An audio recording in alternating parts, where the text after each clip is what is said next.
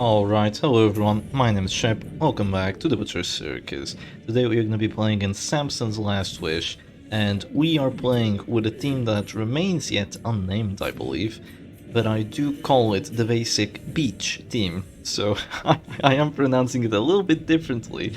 But yeah, I am playing the basic beach team, and I'm playing it against the WD. So why do I call it? Why do I call the team that I'm playing the name that I do? Well, it's very basic of a concept. You run a very powerful backline in the form of the Flagellant and the Crusader, kind of adaptable to pretty much every matchup that you have. You know, Crusader has the stuns, he has the heals, he's a really chunky character, and he just enjoys being in the circus overall. He's really strong. And the Flagellant, pretty much the same thing. He performs very well against stress teams. He performs very well against just about anything. He has very clutch heals. He has the Rain of Sorrows to apply massive amounts of DOT. And then we have the Battle Ballad Jester that's going to synergize with both these characters, kind of making sure that they won't have the accuracy problems they usually do, and also going to give us some kill potential with the Monkey Spawn finisher, as well as giving us a dodge character and a potential finale. And then we're going to have an Arbalist. The Arbalist is, of course, a very solid character, and she has armor piercing, she has heals, she has flare, she can do just about anything, so in the end you have a really reliable team. Though it has a good matchup against stress teams, really good matchup against COT teams, it has a little bit of a worse matchup when you play against something like Mark with stuns, something like the WD. So the problem here is that my opponent can really try to break through my team, as he has been. He's gone for pulls on my Arbalist, big sniper shot crits for 44, big stuns on my characters, you know, just denying me from doing what I really want to do. And while I did try to heal myself with the Arbalist, it doesn't really matter when you're fighting against an Arbalist.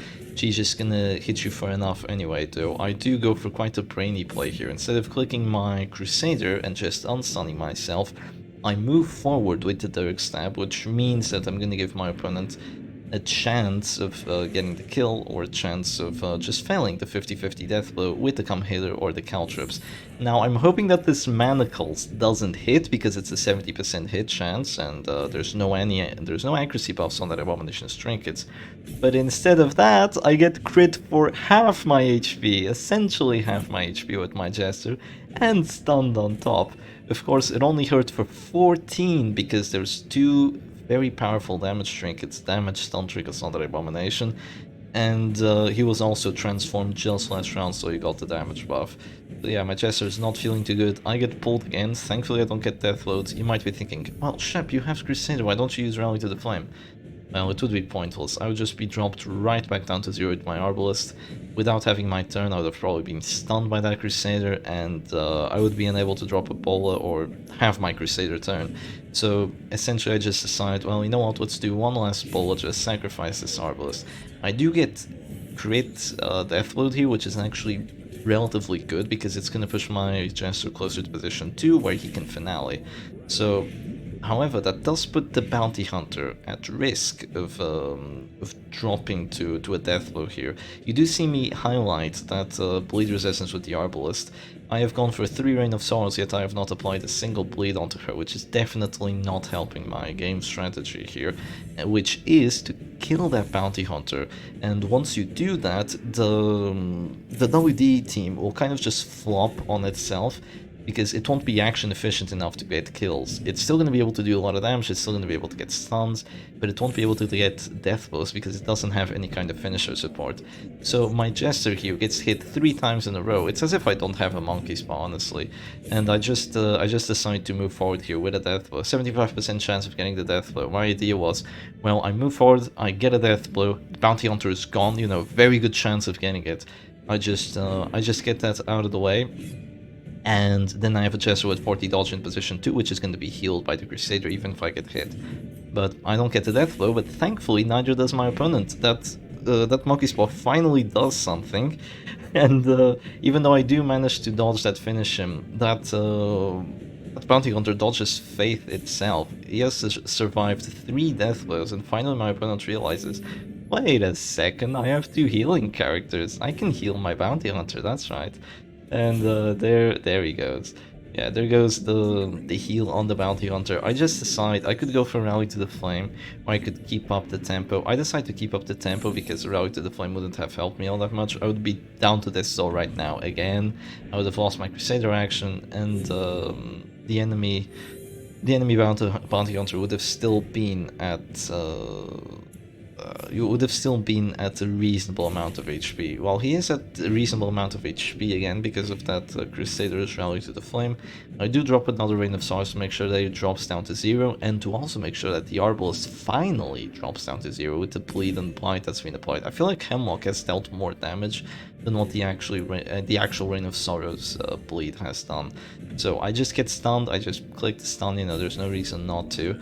I don't really have a choice here, I'm getting permanently stunned with my characters, so I kind of just have to go for moves like that. And yeah, it's my opponent's ball to kick at this point. He decides to go for a heal on that bounty hunter, definitely a good play. It's gonna prevent him from being deathblow, from, kind of missing right here. I do highlight the 40 dodge, but with the bounty hunter being off death's door, he does have a pretty decent hit chance, even though there's no finisher.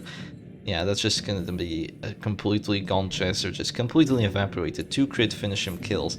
However, I resist an 80% stun chance, and I get a 25 death blow.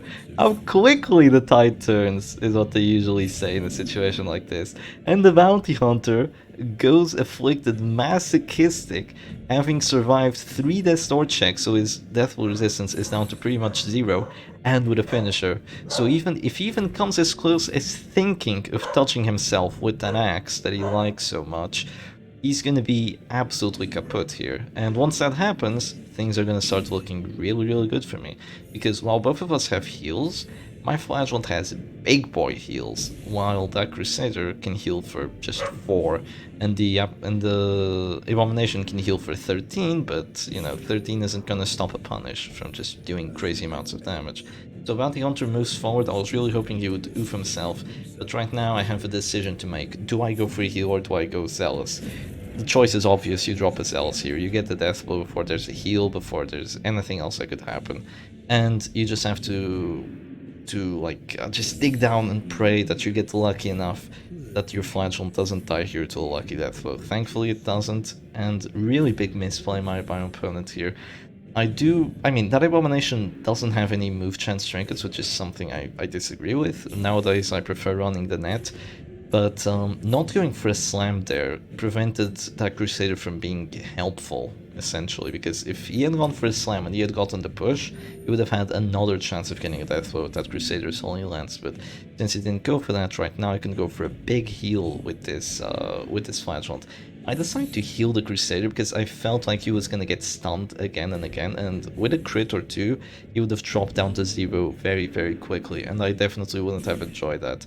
So I did lose some tempo on that enemy Abomination. I did not drop an Exsanguinate, so I do not get the immediate pressure of having an opponent drop to death's door. But right now I do have both my characters at a very decent amount of HP, and this is just a problem with the WD team. Once your characters are actually, once your stun characters are alone and they have to do their own damage, yeah, things aren't gonna turn out too good for you, because stuns are good, but they're not that good. They can do a lot of things, but they can't do that much. They can kind of carry a match on their own if it's a final 1v1, but not when you're getting stunned in return as well, and when your opponent manages to just heal for their entire health bar, and you have to hit like 5 times just to drop them back down to 0. Eventually there will be stun resists, eventually you'll get stunned yourself, eventually you'll be dropped to this door, and you'll just be unable to react in a manner that would actually just grant you the W anymore. So yeah, we just dropped a punish on that Abomination. We have dropped to below 40% HP, so we have extra crit rate, we have extra damage. We drop him down to 0, he decides to go for an Absolution. That's not gonna save you, buddy. I'm just gonna drop another punish, or I'm gonna drop a stun, I'm gonna do anything and everything that I want. Because at this point I am in control here. It is a 2v2, but having been lucky enough to drop that Bounty Hunter, as we did means that right now I'm just in a position of dominance here against the world domination team. Kind of interesting how that goes. Gets a crit for 12, which just about drops me to death's door. So very fortunate crit, but I somehow still managed to resist that stun, so we are absolutely chill here. Even if it had been a crit, it wouldn't have mattered all that much because I would have passed, but I would have gone first anyway, so things would have been fine. I would have just healed at the start of the next round instead of healing at the end of the previous round. So just absolutely chill here. Now I have a choice of dropping another stun or dropping a zealous. Honestly, both plays are reasonable, but I end up dropping a zealous. I get a pretty decent death blow on the abomination, and I do escape with the W. So the thing is, my Jester dying that early, not getting the death blows was really unlucky, but the RNG kind of fixed itself in a way that was good for me. And right now, we are gonna be playing with Shep Stress, so obviously my own team, the team that I know and love, that you all know and love, the team that I designed almost 2 years ago now. It has undergone a lot of change. Hang on, just trying to get this stupid overlay gone. That's so annoying. Yeah, it has undergone a lot of change, but it does still have the 4 original characters for this stress team. It's kind of an average stress team, but with a flagrant, which is very rare at the time. So I do not go first, which I don't appreciate, but I don't really hate all that much in this specific matchup. There's no mark on my opponent's side. There's the Goliath comp, which is a pretty decent team, but it kind of lacks the mark. It only has 1 stunning character, so it definitely has some big downsides, but it does have a leper, which can be very useful. But it can also be your biggest weakness. I do decide to go for a slam with my net. I unfortunately don't manage to move the leper. It was a 30% chance of getting the push, a 55 got on a crit. And the thing is, why not just go for the slam on the Crusader so he wouldn't stun you? Well, the thing is, if you stun a leper and you get, if you slam a leper and you get that push, you immediately win the match. So why wouldn't you go for a move that immediately wins you the match? And if you go for a slam on a Crusader, what happens is you're gonna eat a crit Holy Lance and things aren't gonna be all that good for you. So I just decided, you know what, let's go for, at the same time, the safer play and the not so safe play, and just go for a slam on the leper. And right now there's just been like pretty much an average development of how the teams go down. I'm actually a little bit surprised here that the Arbos didn't get a crit, you know, that's kind of what she does. She gets crits and she does a lot of damage, but even with a crit I don't feel like it would have been enough damage. It still would have only rolled for like, not 29 actually, because there's a battle debuff on that, so it would have rolled for like 26, 25. It wouldn't have been enough to drop my abomination, but with the heal it is most definitely enough.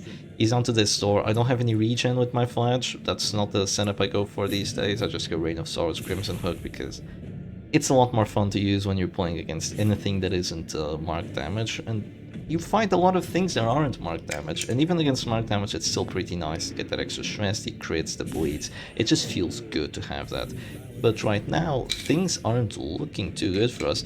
Even though my opponent doesn't go for an immediate kill on my abomination, that's now 2 stuns on my side, so my front line is absolutely locked down, and there is a finishing character in the form of that Jester. There is no finishing support, so if I get that Jester out of the match, the things could be really good for us.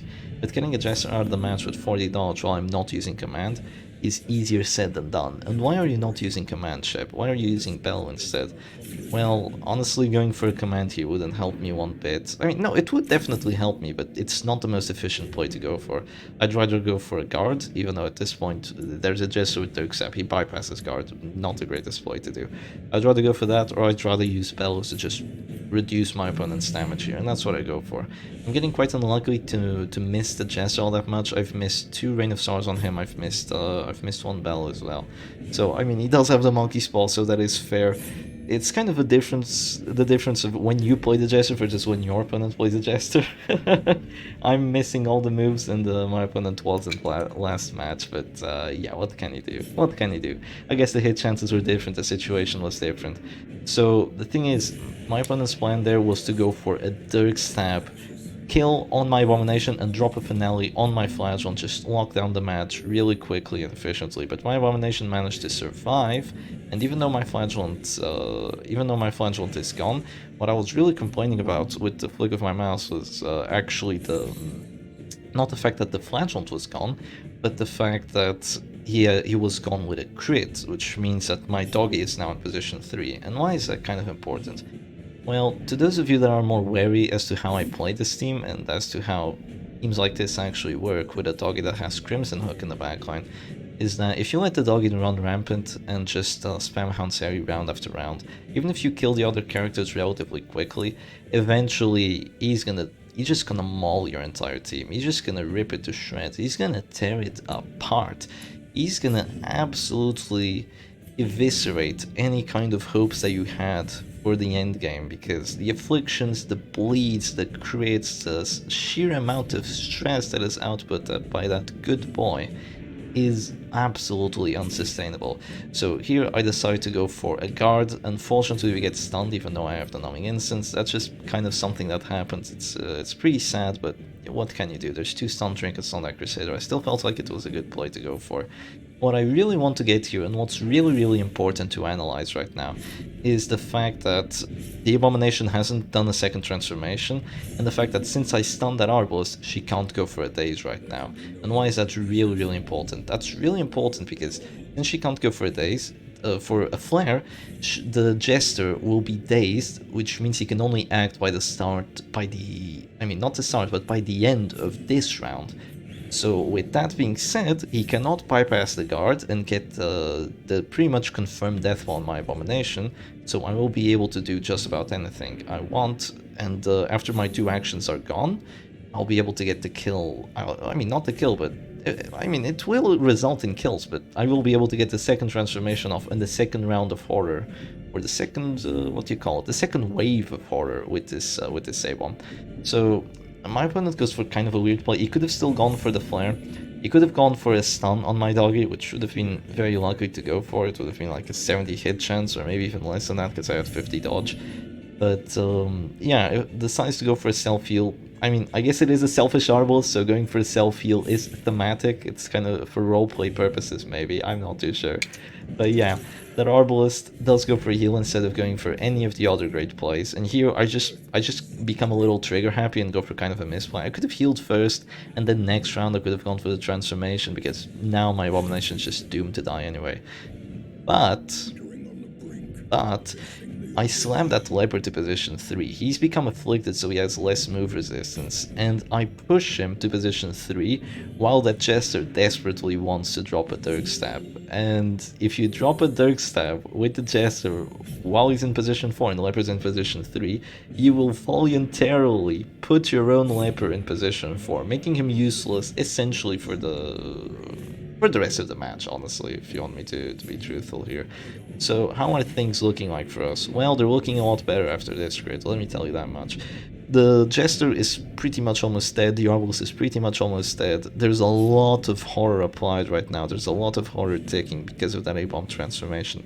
The Crusader is kind of chill, but a Crusader on his own can't win. And out of desperation, Sampson's last wish goes for a 0% stun chance on my Man-at-Arms. I did have the extra stun resistance, and I drop a bell that causes 2 heart attacks. So there's 2 heart attacks, there's horror on that Jester, which means that because of the extra stress taken, he's just gonna be gone after this. There's also horror on that Arbalist, there's horror on the leper, so things are looking terrible here, absolutely terrible. So she moves back 2 positions, that's not gonna save you. The leper drops to Death's Door, him dropping to Death's Door causes stress on the Jester dying causes stress on the Arbalist dying causes stress on the leper. He survives just barely with 1 stress before heart attack. But right now, I can either go for a bell, I can go for a Hanseri, it doesn't really matter at this point. I get a lucky 25 death though. We don't need it, we're a stress team. That's what I love about stress teams. Who cares about lucky 25 death flows when you can just get heart attacks and win that way, honestly. So yeah, Shep's stress takes down the match, even though we had a flagellant, which didn't really do all that much for us, kind of just oofed himself a little bit earlier. Definitely would have been better to have the Crusader variant instead. It would have given me essentially a confirmed win chance, honestly, as long as the Leopard didn't have Purge to drop me to position 4. But onto the next match we go. So we played a lot of matches, like almost 10 matches, but these were the best ones. These are the ones that I really wanted to show you, and we're starting off strong. So we're playing the Silex Special, really competent team, kind of like the WD that we saw earlier in round 1, you know, the double stun team with the Abomination and the Crusader, but it has a Vestal instead of an Abomination, which gives it a more stun-oriented approach. But it also makes it not have the tools of the Abomination to go for self-heals, to go for rage, to go for slam and all that beautiful stuff. But the thing is, I get crit on my Arbalest, which isn't good. I don't get a crit with my Arbalest, which isn't good at all. And I go second every single round. So why do I decide to mark that Abomination? I decided to mark him because going for a push there wouldn't have given me any kind of positive outcome, because even if you go for a push on an Abomination right now with uppercut, he's just gonna sit comfortably in position 4, he's gonna transform, he's gonna have regen, he's gonna be fine. It doesn't push you any closer to your win condition, which is actually getting kills, and we need those marks if you want to get kills. So yeah, since my opponent gets to go for us every single round, this is not gonna be an easy matchup for us, but we are gonna do our absolute best. So I go for another snipe shot. We don't get a crit again, but we don't need it this time. We can just drop it, and the bomb is gonna go down to 0. So there is regen, so he's just gonna regen, he's gonna go transform, you know, just the usual kind of stuff. Is exactly what you'd expect out of a situation like this. And does decide to push my Bounty Hunter, which was kind of a lucky push, considering that the Bounty Hunter does have 35% move resistance, and there are no move chances on that Abomination, no move chance trinkets, so kind of lucky on my opponent's side, but I'm really not going to complain all that much about it. I'm still in position 3, I do not mind it all that much. So I go for a stun, which is honestly just a fine play. It's going to drop the A-bomb back down to 0, there's absolutely no way of saving him. And now I drop a finish him, so that's the Abomination gone. There's a Vendetta dropped on my Vestal, which is really suspicious because she's not the character with the highest amount of dodge. I mean, I don't know.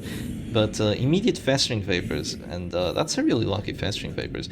That Festering Vapors has an accuracy base of 90. There's no buffs on that accuracy, there has been no commands. And yeah, there's just an immediate crit hit on everyone as well, obviously. A blight on almost everyone, but I do suppose their blight resistances are kind of garbage. And here I have two choices. I either go for a preemptive heal on my Arbalest, which would be decent, but not really help me all that much, or I go for a preemptive stun on that Harman. Ugh. Okay, 2 Harman actions, 2 crits. Except the Vendetta, who cares about the Vendetta? So yeah, do its advanced crit, repulse crit, things are not looking up. And the Retribution is applied. So that Man-at-Arms is gonna potentially hurt if I do decide to go for any sort of play that involves him. So right now, since my Arbalest is in position 2, she's really not where she wants to be. She wants to be getting sniper shots. So I drop a double bullet crit, which doesn't really help me all that much. I kind of wish that that Abomination Corpse was gone, so I'd have immediate access to the Antiquarian. With that immediate access, I'd be able to drop stuns, I'd be able to drop finish hims, I would be able to do just about anything I want. But sadly that's not the case. I go for a stunning blow here, I don't get the 70% stun chance. It happens, you know, stun teams, they're sometimes good, sometimes terrible. Honestly, more often than not, they're a little more terrible than what you'd think. If you have a competent team with regens or debuffs or a lot of stress output or guards that have any sort of stun resistance, and the stun team has to rely on the stuns to actually just remove the defender, stun teams can feel absolutely atrocious to play because they have a lot of downsides. They have upsides, but they have a lot of downsides. I think they're kind of overestimated in the current meta. That's what I'm trying to say here. So I don't have any accuracy buffs. I don't have any way of dealing with regen. I don't have all that much oomph after the Arbalest is gone in terms of damage. So even though I have really powerful capabilities, as a lot of the time things will not be as good as it looks for these lovely marked stun teams. So yeah, right now, what do I go for? I have 4 actions, but my characters are all kind of dropping relatively soon. So I just decide to go for a preemptive stun on that Man-at-Arms, and yeah, we failed the 70% stun again. we get crit riposted again, and we get bled on top with the Crusader, so isn't that beautiful? And now the men-at-arms get to just go for a guard, free of charge, essentially. Wow, okay, that wasn't too good, was it? Bad decision, Shep. Bad decision. And now I decide, well, I have to get a kill sometime, so that Herman is probably gonna have to move forward. So I'm gonna mark him. I'm gonna mark that bounty hunter. I'm gonna apply the debuff on him as well, which is gonna be great here. He's gonna be forced to use the regen right now. He's gonna be forced to use his action, and he's not gonna enjoy it, even though he goes for a duelist advance.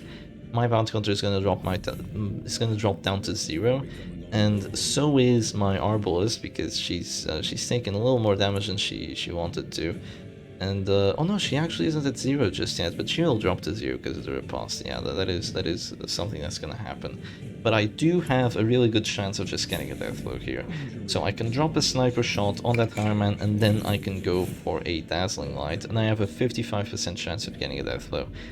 And if I fail that death blow, there will be regen on that Ironman, and there will be 3 characters at death's door against an antiquarian with the finisher. So what would have you gone for? Would have you gone for the heal that absolutely does nothing to push your game forward and lets your opponent get regen off and continue his offense while also being relatively defensive, you know, just about as defensive as you need to? Or would you have gone for the 55% chance of winning the match? Well, I didn't go for the 55% chance of winning the match, and things are not looking up. I continue playing defensively with this Vassal, just going for the heals. Kind of not healing for as much as I want, though I can't really complain, you know, it's just Vestal healing, it's still pretty good. And yeah, I do still have a really good chance of killing that Hireman, regardless of the current situation here. I do still have a pretty good chance of just doofing him. I decided to go for another stun, which in hindsight was a huge misplay. I mean, why did I go for this stun? I don't need to stun the man-at-arms, that's not my current focus. It's not stunning the man-at-arms and hitting the antiquarian, it's getting that Hireman down.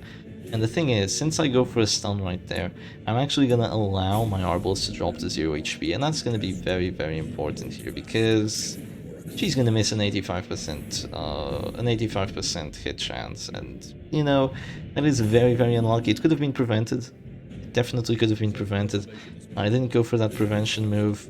Definitely a misplay by me. I shouldn't have done that, and right now I am in a horrible position.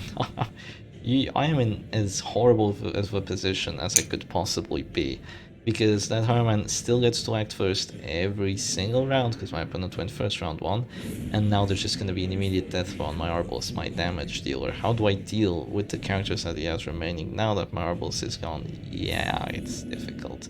It's really, really difficult. Crusader goes fearful, he's almost at 0 HP.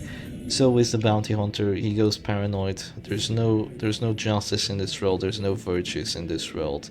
And right now things are looking absolutely horrible. There's regen, there's a lot of stress, there's characters on pretty much full HP, characters I can't really deal with anymore. I mean, how do I drop a man-at-arms that has 43, actually no, he has 50 max HP, he has regen, he has 45 prot, he resists every stun, and he has retribution crits for 15. Like, how do you deal with that? You just can't at this point in time.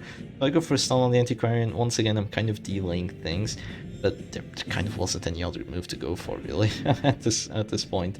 So there's just going to be a move forward at man-at-arms. So right now, even if I do drop another stun, it's really not going to save me. And you know, the Hireman is going to regen, and after he regens, I will have a chance of dropping finish him, and then by the start of the next round he will regen again. So once again, I have absolutely no way of dealing with these regens. I just have to be more action efficient against the regens, which is really, really difficult to do. But yeah, that's kind of how the match has turned out, and I roll for 4 to 7 because I went paranoid, so I have minus 25% damage dealt. That is terrible. Really terrible. I'm still gonna go for the finish him, I believe. I'm gonna roll for that 6. If I get that 6, the Herman is gonna be forced to act immediately, and if he acts immediately, the regen will be gone, and I will be able to potentially get a death blow. And after I get a death blow, I can perma-stun the Antiquarian. The man-at-arms is gonna fail his death blows, and we can have a winning chance, right? We'll see about that. We'll see about that. That is a possibility, but that is maybe what's gonna happen, maybe not. I'm not too sure yet. Let's have a look and see. let us have a look and see. There's a few things I can do here.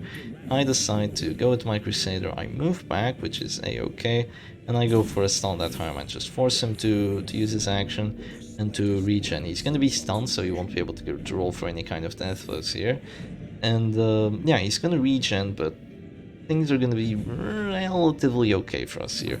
So the thing is, that Antiquarian is stunned, but by the start of next round, she is very likely going to be able to roll for the death throws. And right now, this was the straw that broke the camel's back. That's what you say. Yeah, we roll for a Dazzling Light, 2 to 4 damage, and we roll for 2, which means Harman isn't even at death's door. Even if I drop him right now, he goes first next round anyway, he's gonna have regen. There's absolutely no chance anymore. It is absolutely hopeless. So anyway, I hope y'all enjoyed those matches. I definitely did. It was a pleasure playing against Sampson's Last Wish. I'm not sure if I mentioned it, but their alternative name is Koshiro. They played in a tournament ages ago. There might be another tournament coming soon. No promises, but there might be one. There is likely to be one, but again, no promises. So yeah, do stick around if you'd like to see something like that sometime soon. And yeah, I hope y'all enjoyed the match, and I'll see you again another time. Cheers.